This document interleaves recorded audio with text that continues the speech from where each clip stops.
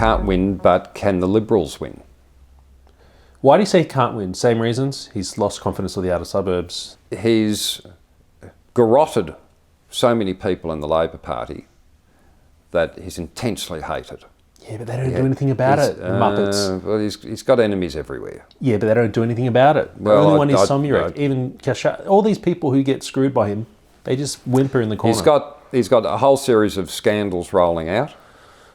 They're taking their bloody time. They take an enormous amount of time, so they're all rolling out. There's all sorts of stuff coming out. It's a government that does have a smell of death about it, and you can see this with governments beforehand. Massive numbers don't make up their mind until the minute they've walked into the polling booth. Yeah. And so people turn around and go, you know what? The ones that are going to decide what happens. Yeah. He's been there, he's done a whole lot of stuff. I get what he did, I could see the good things that he's done, but there's just something here that makes me uncertain.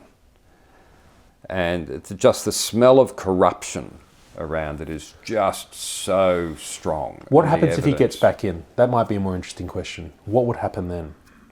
What would that say to you if he gets in with a majority government reasonably well?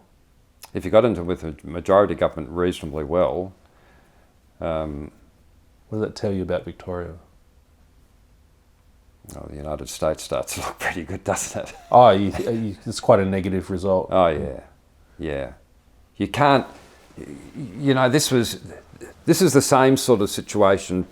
I saw this in New South Wales when the last Labor government got kicked out. Yeah, that was and fun. They were reduced, I don't know if that'll happen here, but they were reduced to all getting together in the telephone booth.